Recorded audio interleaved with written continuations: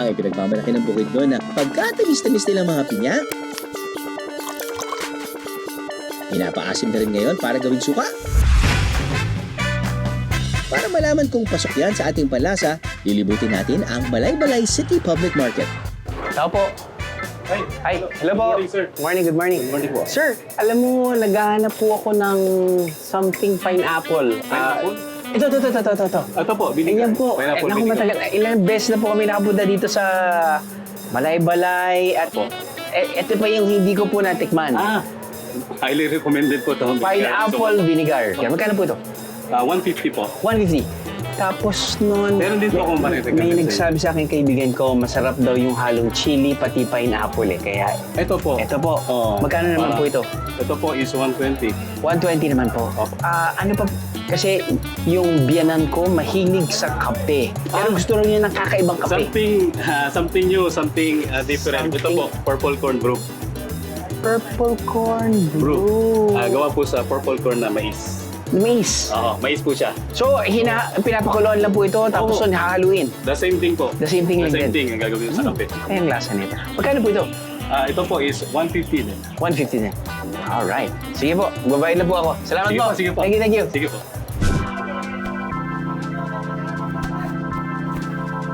Perfect. Hello, ma'am. Hello po, welcome po. Pecho, tapos nun kanin. Kanin po. Tapos nun baka pwede ko nang magamit itong nabili ko sa Pasalubong Center. Yes po. Wait, Pineapple vinegar. Alright. Thank you.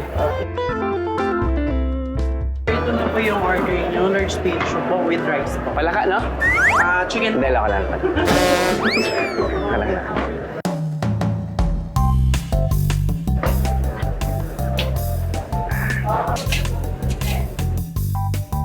Tikman muna natin ang walang sauce. Sarap. Pwede. Pineapple vinegar.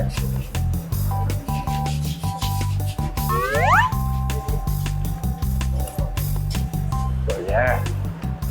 Maasim, pero may tamis sa dulo. Okay. Hot sauce.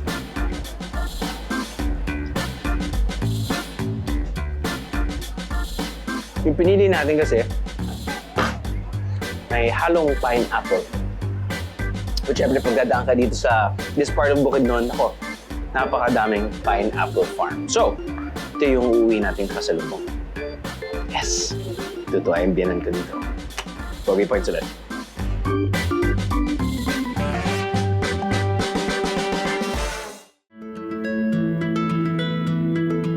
Sa ektar-ektaryang taniman ng mga pinya sa probinsya ng Bukidnon, pinakaagaw pansin ang mga itinitinda sa bayan ng Manolo Fortich dahil ang mga pinya nila nagyayelo. Bakit kaya?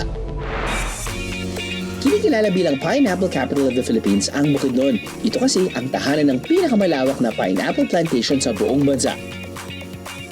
Pero ang mga pinyang ito mula sa Manolo Fortich, hindi pala inilalagay sa freezer para mas pampatagal ang freshness, kundi para gawing ice cream. Opo, ice cream made from green pinya at real pinya skin. Saan kayo makakita ng ice cream na ginawa mismo sa loob ng pineapple? So since hindi siya gawa sa artificial flavor po, matitikman kayo na meaty flavor kasi nandun yung laman niya sa loob mismo ng ice cream.